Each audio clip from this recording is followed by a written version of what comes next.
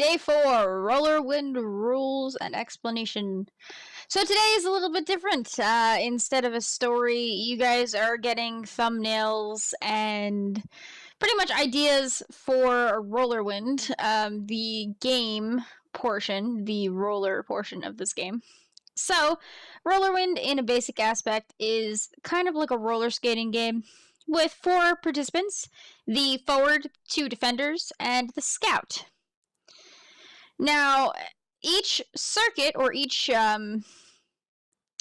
map that they play, essentially, is a maze. And each maze is in a whole different type of area depending on what type of maze it is.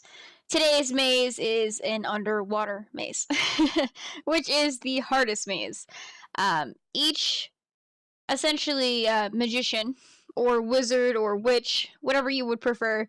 There isn't really a particular name in this universe. And they just call them athletes. And each athlete has a specific type of magic that they are best at. The forwards are best at wind magic. And depending on the type of defender, the defenders are good at fortification magic to protect themselves and others. And the scouts are really good at pretty much physical movement or flexibility. They can also fly. So, scouts are super cool. And each player has to get to the end of the course. But only one player per team has to get to the end of the course. Actually, you can see me now drawing one of the mazes. It's a little snippet of maze. And all the mazes are different, and they change all the time. So each maze has a qualification. They need to change every single game, and there needs to be one specific special challenge thing. This maze in particular is underwater. Some of them are on fire. Others are lined with spikes. It depends, really, on what kind of maze it is, and they're all very exciting and interesting, and there's a whole bunch of different stuff. Some of them have multiples, but those are much harder. But this one in particular, underwater, is a very, very hard challenge because each athlete is using wind magic, or the forward is using wind magic to propel them forward. So while scouts are all-rounders and very flexible, they're pretty much just a more flexible, lighter form of a forward. The forwards have to support the entire team. That's why the forwards are normally leaders. The defenders protect the forward because without the forward, they wouldn't be able to move. The forward is essentially the lifeblood, the heart of the engine, running. They each start at a tunnel.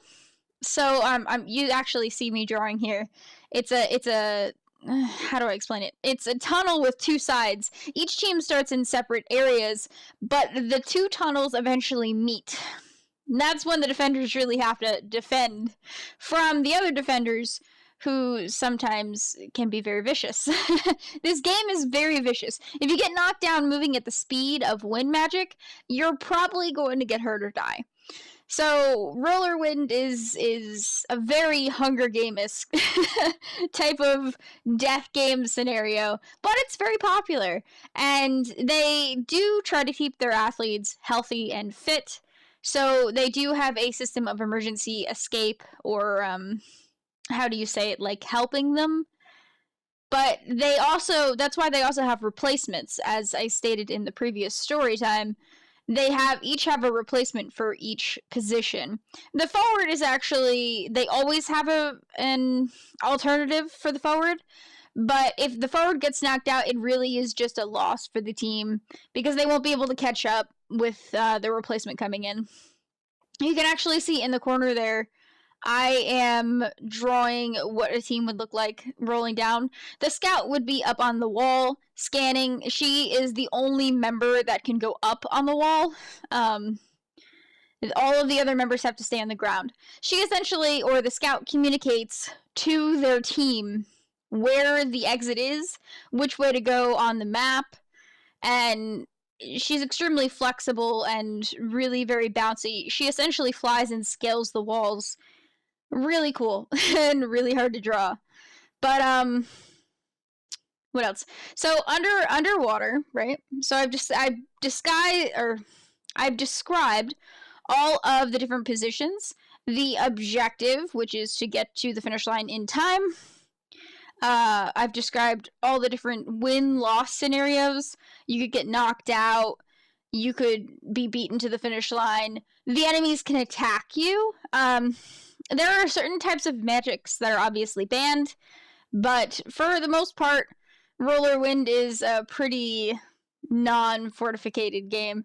So, you know, there aren't that many rules, unfortunately, which is actually good for some people and not good for other people. But for our team in particular, these particular set of pros, it's not so good.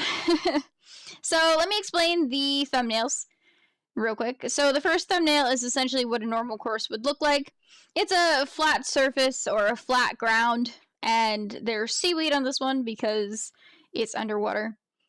Eventually you'll see that I paint them, or I do a light wash of blue over them, and that's essentially to signify it's underwater. I think the blue actually turned out really well. The entrance to the Rollerwind rink is essentially spelled so that the water doesn't leak out. So once you enter, you're underwater, but otherwise you are not. So that's pretty cool. I'm really excited about this underwater course. It depends on the player, but our specific scout in this instance, Jade, she uses a bubble of air to swim unhindered. Whereas Ray would probably, I haven't really found out what she's going to do yet, but I'm almost positive that she would propel the team forward and feed them air, like flow air through them in a very fast and pretty painful way, in my opinion. So that's Rollerwind, that's the rules, those are the elimination issues and everything about that. Today, let's go over the supplies today. So I'm in my render sketchbook, as I will be for the entire month. I am using a G-nib inking tip and some speedball ink to ink out everything. I also use a Copic Gassen Fude to do the people. From then on, I did one person with the nib, and I realized it wouldn't be good enough, really, for essentially for what I wanted to do. So I do switch to the Copic Gassen Fude. I used a ruler for the straight lines in the maze. Mazes are really hard to do, and I really enjoy doing them. So that was just a small piece of it. These are all going to be, I'll probably do more thumbnails in the future. Not today, obviously. I just wanted you guys to get a basic idea of what the game was, what the win-loss conditions are, so you can root for our heroes. I really enjoy this game. This particular Rollerwind game that I've made up. I feel like it would be a really interesting sport to watch. And in the corner, I just have Jade. She's just kind of soaring on the side. Her face got a little messed up because it was really tiny and the nib was leaking, but so those are the supplies. And then I used my Artist Drove watercolors to just do a light blue wash over most of them. And I let them dry for a while. That took a while to dry, which was fine. I was really happy with the end result. So, I will do more thumbnails in the future if you guys want to see different environments and courses. But this is just a side story. This is a pro team, essentially, that the hero in the main story is going to look up to. And their pro team is really one of the leaders in the industry. And as such, a lot of people look up to them. And it's just it's a side story. It's not super... It can't be a main story by itself, in my opinion. And that's essentially what I like about the characters. They're all overpowered. They're way too strong.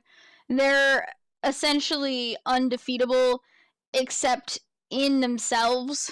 They themselves can self-destruct, but from external forces, they are resilient. And that's really what I like about them. I hope you guys are enjoying my characters. Jade, Ray, Lane, and Lane. I'm a big fan of these characters that I made. And I hope one day you guys will be excited to meet the true heroes of this story. But for now, I guess I'll just leave you with some painting. Now, that's my artistry of painting, and this is marker paper, so the paint doesn't go down that well. I think it really showed some wonderful paint textures, some like underwater textures. I really like the way it came out and how dark the color was. The brush I'm using is a Cotman series watercolor brush. It's my favorite. I have a whole bunch of them. I'd say 4 or 5. Again, my favorite. And again, the paper is not meant for watercolors. In fact, it does very poorly with watercolors, but it turned out very well anyway. The paper did warp a little bit, but that was actually what I was expecting. The effect that came out was kind of a grainy, almost filter, which was exactly what I was going for. I was really happy with today's thumbnails. So if you guys have any more thumbnails that you would like to see, I'll make a list. If you guys have any comments, I'll make a list of all of them, and in the next thumbnail video, probably around day 15, somewhere around there, I will go through and do more environment thumbnails and more explanations. If you guys have any questions, just leave them below. Rollerwind is a really complicated sport, and it would be fair for anyone to go, excuse me, what? I'm really excited to hear any thoughts on the situation. I will see you guys tomorrow.